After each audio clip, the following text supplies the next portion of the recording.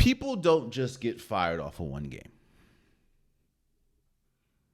I know it may seem like it sometimes, but people don't just get fired off of one game. You know what I look at it as? I look at firings as, if you get fired from something, now, unless it's something just extremely egregious or extremely against the law or something, but usually to get fired, your employer or something like that, they build up a case to fire you. And they're waiting for that one thing. They're waiting for that cherry on top. They have the milkshake ready. They have the whipped cream ready. The only thing they're waiting on is that cherry on top. And once they get that cherry on top, it is curtains. People just don't wake, again, unless you do something just completely egregious or just completely against the law or something. You just don't, you're not just the A1 employee and then the next day you're fired. Now, laid off is different, but fired, if you're an A1 employee, you're not just going to get fired. Again, unless you do something just completely egregious or against the law. Brandon Staley, the Raiders beating the Chargers 63-21 wasn't the start and finish of Brandon Staley's firing. What it was the cherry on top. We've talked about this for weeks now, that Brandon Staley should, not even weeks, I'm sorry, let me backtrack. We've talked about this for years now, that Brandon Staley should not be the head coach for this Chargers team. We talk about the fact, let's kind of shelf that for a second. Let me tell you how you know Brandon Staley wasn't that good of a coach. Let's even take out the Raiders beating them by 21 or 22 and almost putting 70 on the board. The marking of a good or bad coach is what do you get out of your players? Do you get the best out of your players, or does your players seem to always be a step behind what they should be? Usually that's coaching. For instance, we know that Eric Spoelstra is a good coach. Why do we know that? Because every single time a player goes to the Miami Heat, they usually get the best out of that player. If you don't agree with me, look at Kyle Lowry and his whole weight situation. Look at Jimmy Butler. Look at Bam Adebayo. Look at Duncan Robinson, Tyler Hero. You can tell that, hell, some people argue that the best LeBron James has ever been is when he was on the Miami Heat. Usually a good coach, a great coach, gets the best out of their players. Well, when you look at Brandon Staley in this LA Chargers team, what has been the gripe? What has been the headlining issue every season with this team? They underachieve.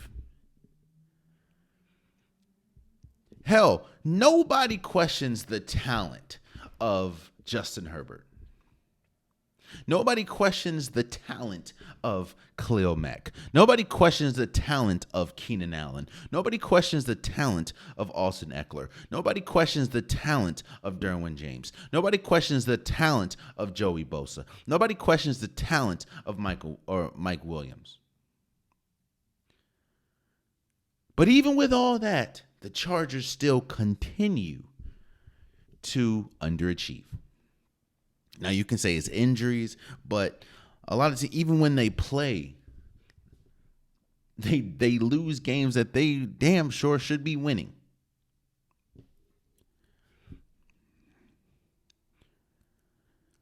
So on top of that, we can talk about the poor clock management, the same thing that's plagued Mike McCarthy for a lot of his career. You can talk about some of the press conferences where they're asking simple questions, but you don't have simple answers. The Chargers and Brandon Staley have been building that milkshake, that firing milkshake, for years now. And it's not just the fact that the Raiders beat them as bad as they did. It's the fact of how lifeless the team looked. That was the cherry on top.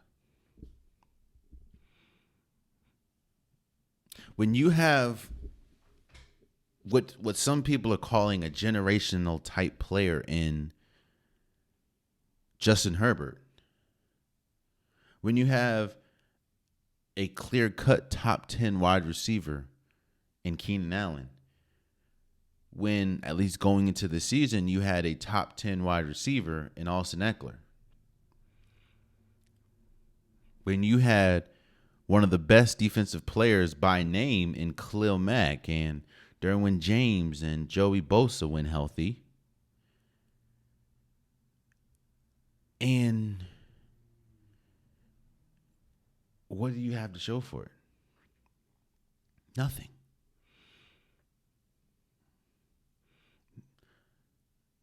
And you know it's bad when you get fired, and I don't think there's one person, because there's usually one or two people that say, oh, maybe it should have been this. Like, for instance, Frank Reich getting fired. There was a lot of people, including myself, that said, you can feel how you feel about Frank Reich, and you can feel that he deserved to be fired or not, but the issues are still prevalent, and that is the team that has been built not solely because of and not solely by Frank Reich is not adequate or adequable or not good enough to produce wins. And a lot of that is not Frank Reich's fault. Well, no one is saying that for Brandon Staley. I don't know one person that can justify Brandon Staley keeping his job. And I'm not saying Super Bowls. I'm not saying that. I'm not saying that you have to win Super Bowls to justify your job. But what I'm saying is there has to be something that justifies your job. And we have not seen that for years now with Brandon Staley. I think we conflated, and I think I conflated it a little bit. So I'm going to admit I did it too. I think we conflated the greatness of Justin Herbert with Brandon Staley. Instead of looking at it as the greatness of Justin Herbert is blanketing a lot of issues that Brandon Staley brings to the table, I was saying, well, you look at Justin Herbert, and while he has a lot of individual success as far as numbers and accolades to a certain extent, that had to be because of the Brandon Staley pairing, but it's not. I even came in here and I was critical about Justin Herbert getting the money that he got, because it's like, what have you, outside of the personal accolades and the numbers, what have you done to get that contract? Well, I was wrong. I appreciate everyone that bashed me in the comments. I was damn wrong. Justin Herbert has done a lot to, and we saw that Thursday Night Football. Justin Herbert does a lot to mask the issues that Brandon Staley brings to it, or Brandon Staley's coaching brings to a team. I'm not saying that Brandon Staley is bad for football. But the same thing that I said about Nathaniel Hackett, I will say about Brandon Staley. There are some people that have proven to be a good coordinator, and there are people that are proven to be a good coach. Sometimes both of those cannot coexist. Now, I will say, I don't even think Brandon Staley has proven to be a good coordinator. Which does bring the point and bring up the question, how the hell did you get to become a head coach? I'm not going to go down that road, but this is yet another year where we look up and the Chargers have drastically underachieved.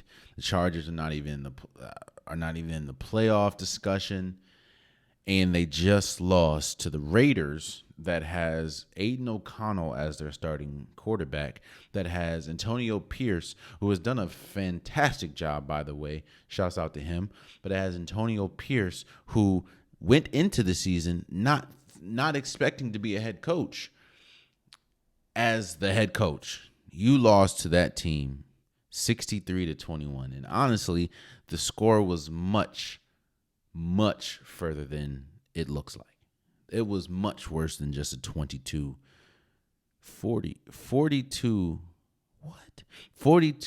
point victory. Much worse. So, yeah. It sucks for Brandon Staley, I guess. And it also sucks for this also is a highlight of what's wrong or the issues that you can run into in sports as players. Because you could talk about, why has this player not done this, or why is it that we look up and X player never has quote unquote won anything major. Well, look at what has been surrounded. Because I think if Justin Herbert goes without winning a Super Bowl, without even competing for a Super Bowl, that's going to be such a blemish on his coat, But a lot of people aren't going to look at the fact of, look at the coaching staff. I mean, they fired the GM as well. So it's not just Brandon. They fired the GM as well, the person that builds the team. They both were out of here in one fell swoop. Again, it goes back. If you're a good employee, one bad incident, unless it's something egregious or against the law, isn't going to get you out of here. They've been building this house. They've been building this firing house for Brandon Staley and for the GM. And that 42-point loss was the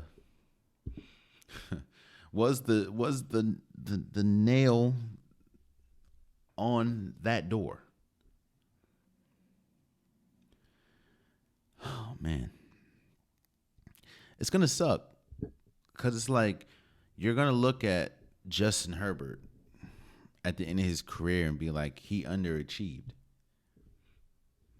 And I was even looking at Justin Herbert and saying that he underachieved. And yeah, there are situations, there are moments when in clutch situations he can be better in instances, but like, what do you expect when you're dealing with incompetency above you? That's one thing that's never really talked about in the workflow, not just football. What happens when your management is incompetent? Well, there's people under the management, and that just completely affects everything. It affects workflow. It affects, your feeling towards the job. It affects a lot of things. So I hope that they finally get the right person to coach Justin Herbert and this Chargers team, because with the names that are still on this team, they should be and they could be much better than they have been. Oh man, you stayed to the end of the video. I appreciate you. If you like what you saw, be sure to hit that subscribe button so you'll never miss any content from your boy. You can also go back and watch past episodes, past clips, and don't forget that the Unpopular Podcast new episodes drop every Wednesday and Saturday. Appreciate you.